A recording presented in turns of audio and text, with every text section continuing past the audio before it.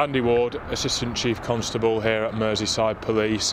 This new Matrix Serious and Organised Crime Unit, is it a rebranding of the current Matrix, or is it going to be something else entirely? No, it's something different. It's effectively what we in Merseyside Police, we're now adapting to deal with what are now the current challenges that we have around serious and organised crime. We're certainly not throwing the baby out with the bathwater by any stretch of the imagination. You know, Matrix was very successful. It was set up in 2005, but crime has changed. And you know, as an organisation, we're facing many challenges. For us, we've got to become more efficient, more effective in what we're doing in tackling that criminality. The new Matrix Serious and Organised Crime Unit now has pulled together lots of different organisations within Merseyside Police with different specialisms to tackle serious and organised crime and everything else that we actually have to deal with in terms of the challenges of criminality.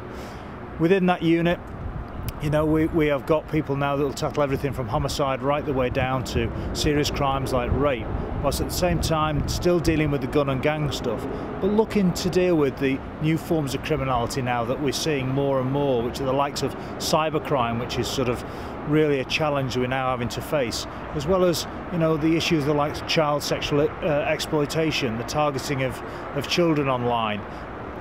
Certainly major issues like that. We've got to deal with those priorities.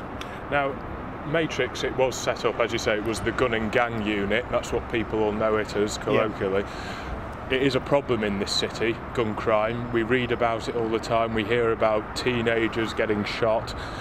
Is there going to be a let-up in how Merseyside Police deals with this while it looks at other crimes as well? No, absolutely not. The reality of the situation is, and I want to reassure members of the public, that we are not taking any officers out of effectively this fight against gun and gang crime. What we're actually doing is bringing officers together, same numbers of officers, so that is our commitment to the community. What we're doing is just doing things differently to make us more effective in the challenges that we face. We recognise that gun and gang crime is still a priority, but there are many, many other things that also potentially could cause harm and threat within our society, many of which aren't known by the public, that we actually tackle every day. So we've got to make sure that we're effective and we can deal with that. Because you've talked about cybercrime, haven't you? People targeting children online. Is that a problem now on Merseyside? Is it a growing worry for you? It's no more of a problem than it is anywhere else, but we've got to make sure that we have the capability to deal with that type of criminality.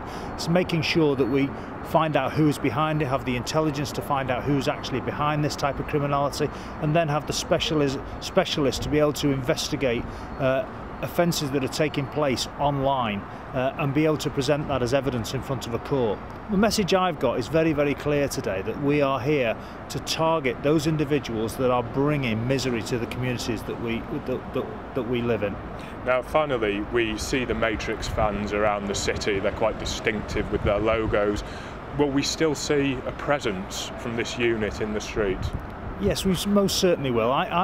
I don't anticipate the public will see much difference at all, apart from the numbers of people that are going through the courts, quite simply because we will identify the people that are bringing this misery. But there are a few things that I do need to say as well. For example, some of the success of Matrix have been around the way we've operated with our partners. That's not going to change. It's only going to develop further in terms of working alongside local authorities, landlords, all different agencies and everything in the fight against serious and organised crime is a shared priority. But the key message here that I've got to give is we can't do this alone. This is about working with the community. It's about getting that information that gives us something that we know what is the direction, what's the intelligence, who are the people we need to target. You know, who are the people that are driving around in the flash cars in the estates with no forms of income? Let us know. Make sure we're told about it, and we'll give the commitment to make sure we tackle it.